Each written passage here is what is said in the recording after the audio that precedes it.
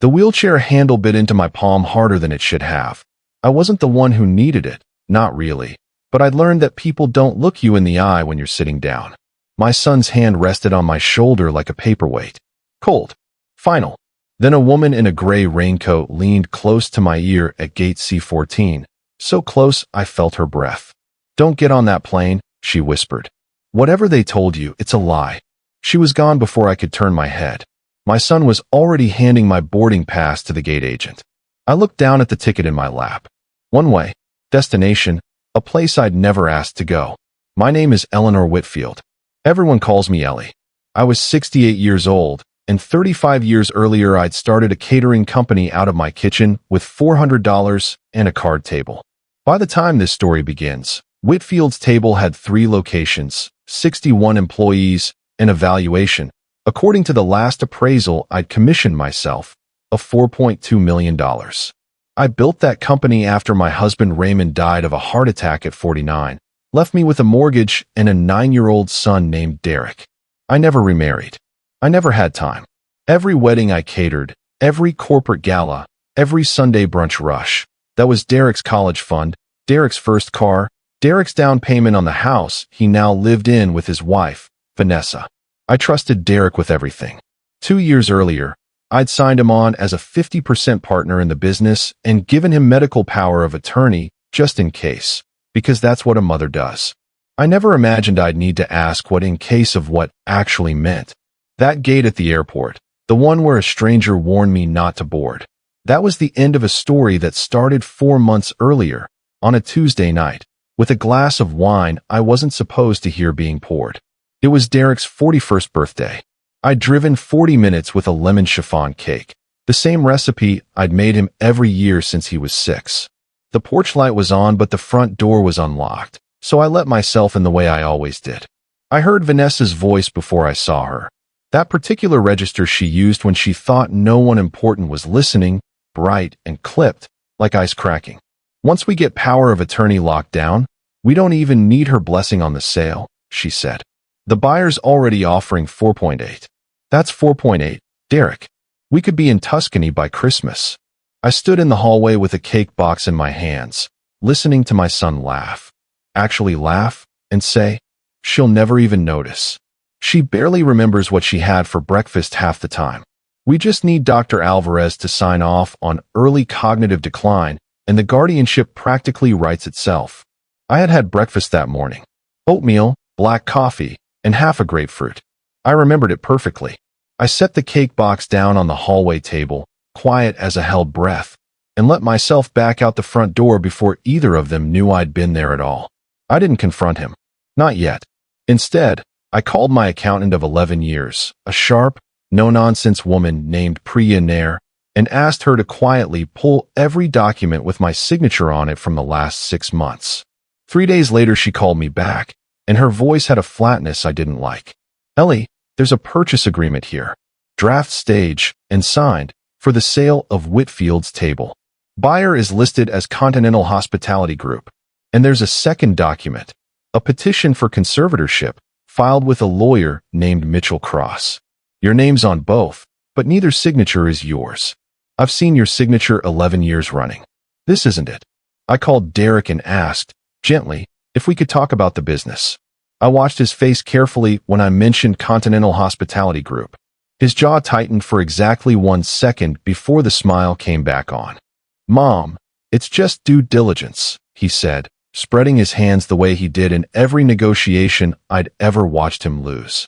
"Vanessa's cousin works in commercial real estate, and he flagged that our lease renewal terms are, quote, catastrophically undervalued. We're exploring options. Nothing's signed. Nothing's final. You worry too much." It was smooth. It had the cadence of truth. I nodded, patted his hand, and told him I trusted him completely. 2 weeks later I forgot my reading glasses at their house on purpose and came back for them after dark. Through the kitchen window, I watched Vanessa on the phone, wine glass in hand, cardigan slipping off one shoulder. "The doctor's on board," she said. "15,000 cash, and he'll write whatever cognitive assessment we need. Derek's already got the plane tickets. Once she's out of the country at that facility, the guardianship hearing happens without her even in the room. Judges love a filing when the family's protecting a confused old woman who's already receiving care abroad. It's basically automatic. Derek's voice from somewhere behind her. She actually thanked me for arranging the trip. Said it was thoughtful. God, this is almost too easy. I stood in the dark on their lawn, in my own cardigan, and I did not make a sound. I requested my own complete medical file the next morning under a doctor-patient records request. My right, not a favor. Buried in it was a cognitive assessment dated 2 weeks earlier that I had never taken, signed by Dr. Ray Alvarez, stating early-stage vascular dementia, moderate impairment, recommending immediate family oversight of finances and travel. I'd never sat in that man's office in my life. I looked him up. Dr. Alvarez had 2 malpractice settlements in the last 6 years and a habit, according to a state licensing complaint I found buried in public records, of signing expedited third-party evaluations for a fee. I hired a private investigator, a retired detective named Sam Okafor whom Priya had used before. He came back with something I hadn't even asked him to look for, a wire transfer of $50,000 from a Whitfield's table operating account to a shell entity called Sunrise Guardian Consulting LLC, registered to Vanessa's cousin. It was labeled in the books as Vendor Relations, Q3 Marketing. There was no marketing campaign. There was no Q3 vendor. There was a bribe, laundered through my own company's checkbook, to buy a fraudulent diagnosis and a rigged guardianship hearing, funded by the very business I'd spent 35 years building from a card table. That was the night I stopped being confused about who my son had become. I made a decision at my kitchen table that night, alone, with a cold cup of tea in front of me. I was not going to fight loud. I was going to fight small. If they wanted a confused old woman, I would give them the finest performance of my life. I started leaving my reading glasses in the freezer. I asked Derek the same question twice in one phone call, 3 days apart, and let my voice go soft and vague when I did it. Now, remind me, sweetheart, when's your birthday again? Even though I could have told him the hour he was born. I let my hands tremble slightly when I signed the grocery receipt at the pharmacy counter, just enough for the cashier to notice, knowing Vanessa's mother worked 2 registers over and would absolutely repeat it at Sunday dinner. I started carrying my late husband's old cane, the one I'd never needed, and leaning on it by accident whenever Derek was in the room. Inside, I was doing math. Every performance had a purpose. If they believed I was slipping, they would stop hiding things from me carefully. They would get sloppy, and sloppy people leave evidence. Let them think the wolf is a lamb, I told myself, tapping the cane once against the kitchen floor like a period at the end of a sentence. A lamb doesn't need to be watched.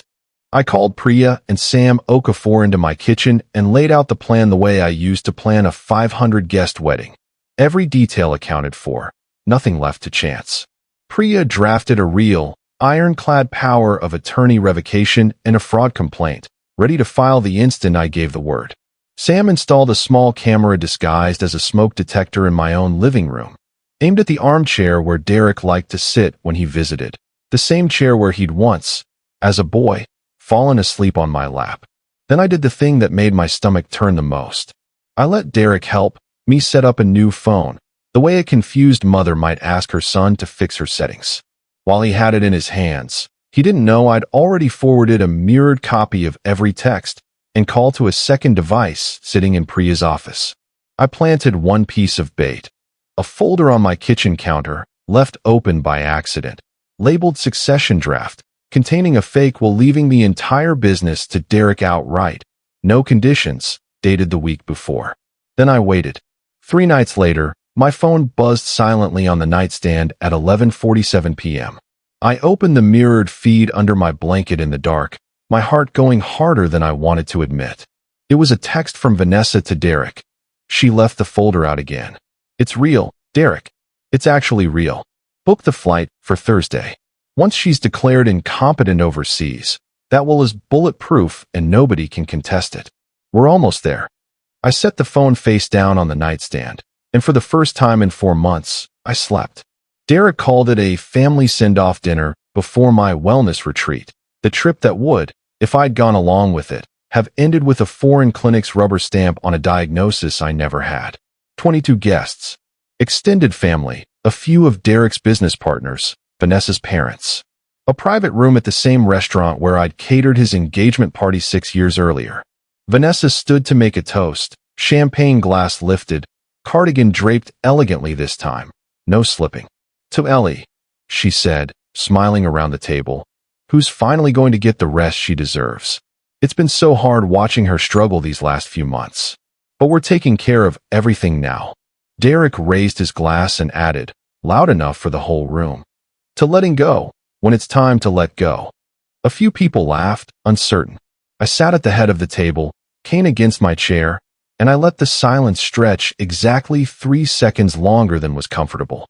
Then I stood up without the cane. I'd like to say a few words too, I said, and my voice did not shake at all. 4 months ago, I overheard my son and daughter-in-law discussing a $4.8 million sale of my company, negotiated without my knowledge or signature. I let that number sit in the air. I have the draft agreement. It's dated, and it's not signed by me, because the signature on it is forged. Derek's smile was still trying to hold. Mom, this isn't the place. I also have a wire transfer for $50,000, I continued, calm as a Sunday morning. Moved out of Whitfield's table's operating accounts and disguised as marketing spend, paid to Sunrise Guardian Consulting, which does no consulting and exists solely to funnel money to a doctor who agreed, for a fee, to falsely diagnose me with dementia I do not have. A woman near the end of the table, Vanessa's mother, put her fork down slowly. I have a recording, I said, of the two of you discussing a plane ticket to have me evaluated abroad, so that a guardianship petition could proceed without me present to contest it. And I have a text, sent 11 days ago, celebrating the fact that I left a will out by accident. I looked directly at Vanessa. I didn't leave it out by accident, dear. I left it out on purpose. You just never once, in 4 months, considered that I might be smarter than you needed me to be. Vanessa's champagne glass slipped from her fingers and shattered on the floor. 2 men in plain clothes stepped through the private room's door. Detective Sam Okafor had arranged to be present after I filed the fraud complaint that morning, the moment the paper trail was airtight. Derek Whitfield, Vanessa Whitfield, one of them said, "We need you both to come with us. This concerns a formal complaint of financial elder fraud and forgery."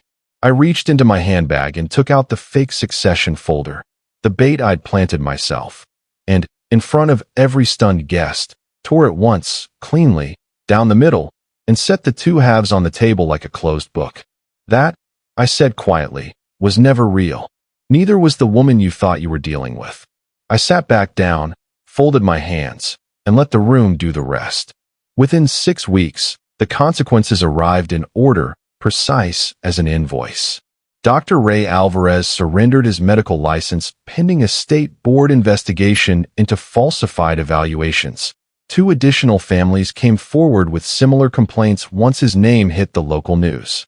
Mitchell Cross, the attorney who'd filed the fraudulent conservatorship petition, was referred to the state bar for disciplinary review and withdrew from private practice entirely within the month. Vanessa's cousin, who'd run the Sunrise Guardian Shell Company, was charged with money laundering and wire fraud. The $50,000 was frozen and later returned to Whitfield's table in full, with interest, as part of a restitution order. Derek and Vanessa were both charged with forgery, attempted financial exploitation of an elder, and conspiracy. Derek accepted a plea deal, 3 years of probation, mandatory restitution of $50,000 in legal fees I'd incurred, and a permanent removal from any role at Whitfield's table. Vanessa's case went further. She faced up to 4 years, given the wire fraud charges tied directly to her communications, which I'd handed over in full. Their marriage did not survive the trial. Neither did most of their friendships once the story ran in the local paper under the headline, "Catering Empire Founder Foils Family's Elder Fraud Scheme."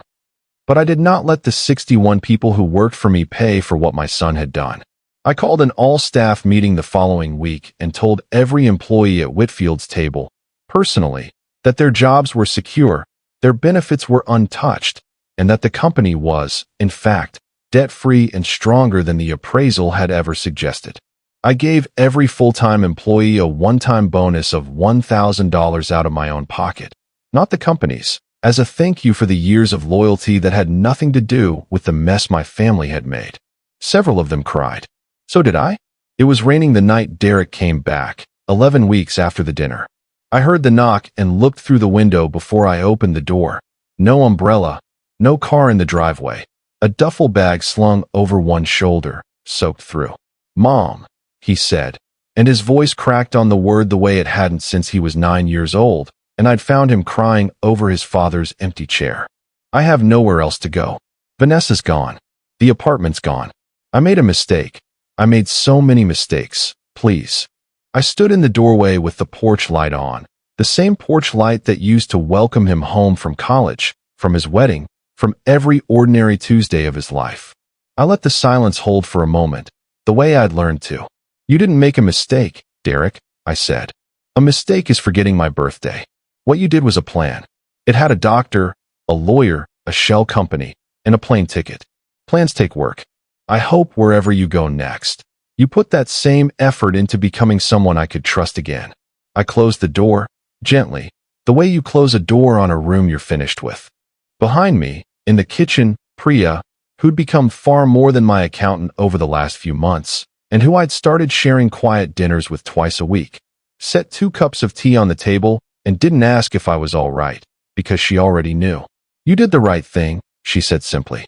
"I know," I said, and for the first time in a long while, I believed it completely. Here's what 4 months taught me. The people who count on you to be small will always underestimate you the moment you decide to be quiet instead of weak. Real strength doesn't announce itself. It waits, it gathers proof, and it speaks once, calmly, when it finally has something to say.